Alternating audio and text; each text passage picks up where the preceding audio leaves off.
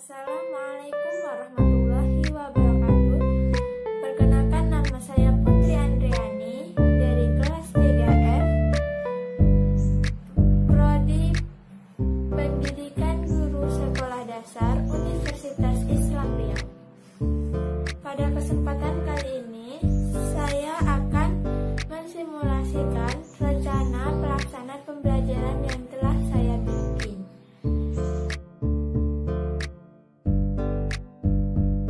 Assalamualaikum warahmatullahi wabarakatuh anak-anak.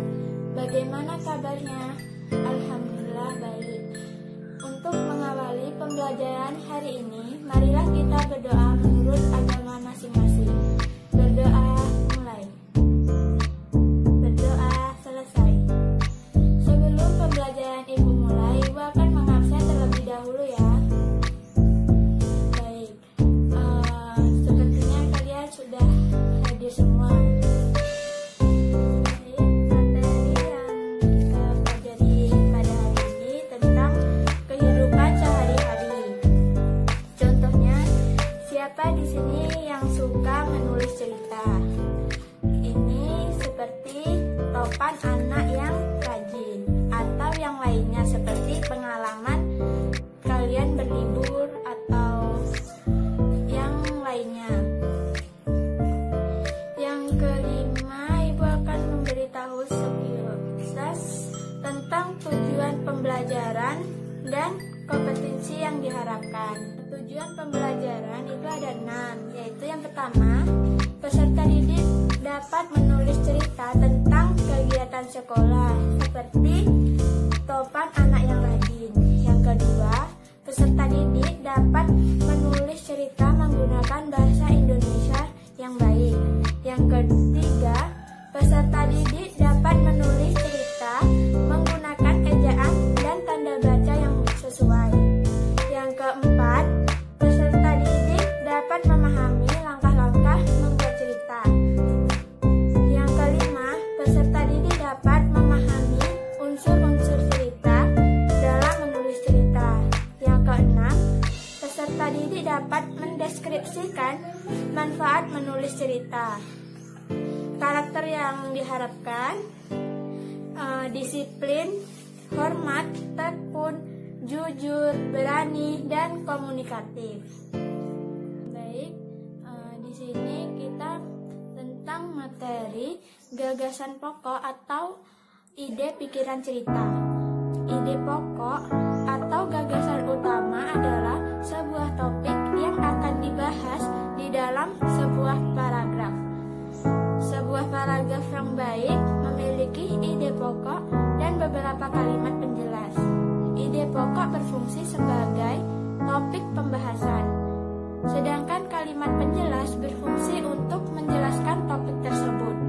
Sebuah paragraf harus memiliki ide pokok dan kalimat penjelas yang berkolerasi atau saling berhubung. Jenis paragraf berdasarkan letak ide pokok terbagi menjadi 3, yaitu paragraf deduktif, paragraf indukatif, dan campuran. Paragraf deduktif adalah sebuah paragraf yang keberadaan ide pokoknya berada di awal, sedangkan paragraf yang ide pokoknya berada pada akhir disebut paragraf indukatif. Bagaimana cara menentukan ide pokok?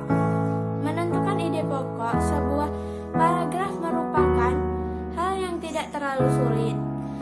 Ketelitian merupakan salah satu hal yang harus kita miliki untuk menemukan sebuah ide pokok dengan mudah. Untuk memudahkan peserta didik dalam menemukan ide pokok dari sebuah paragraf, ada beberapa cara yang dapat kamu lakukan. Seperti yang pertama, pisahkan kalimat utama dari kalimat khusus. Yang kedua, membaca dengan seksama.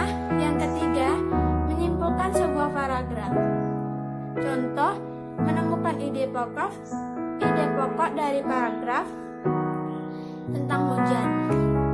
Hujan deras selama 4 jam berturut-turut menyebabkan meluapnya air sungai di beberapa titik.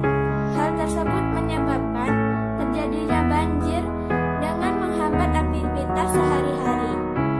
Air yang meluap menyebabkan tergenangnya jalan di kampung, sehingga mempersempit ruang gerak dari warga. Bahkan jalan protokol pun ikut tergenang dengan semakin menghambat jalan lalu lintas di Jakarta. Keadaan ini diperkirakan akan berlangsung dalam waktu 24 jam ke depan apabila tidak ada penanganan yang efektif dari Provinsi DKI Jakarta. Nah, berdasarkan kalimat di atas, kita dapat mengenali ciri-ciri kalimat khusus. Kalimat khusus berfungsi untuk menjelaskan maksud dari kalimat utama dalam bentuk deskripsi yang lebih lanjut dari masalah yang disinggung di kalimat utama, yaitu banjir yang menghambat aktivitas. Kalimat kedua hingga kalimat keempat adalah kalimat khusus yang akan mendukung ide pokok pada kalimat utama. Tadi udah ada Ibu kasih contoh. Terus kita membuat latihan tentang menulis teks cerita yang berjudul Topan Anak yang Rajin. Nah, setelah kalian selesai menulisnya dengan benar, tidak ada yang salah, kalian bisa mengumpulkan di meja Ibu di depan. Nanti Ibu akan memeriksa apakah yang kalian bikin itu benar atau salah. Baik, kalau sudah, kalian bisa kumpulkan di meja depan agar Ibu bisa memeriksanya. Sebentar ya, Ibu akan memeriksa hasil yang kalian buat tadi. Baik, kalian berarti sudah paham ya tentang menulis cerita. Sebelum kita menutup pembelajaran kita pada pagi hari ini, apakah ada yang ditanyakan tentang pembelajaran hari ini? Kalau tidak ada, marilah kita tutup dengan bacaan doa.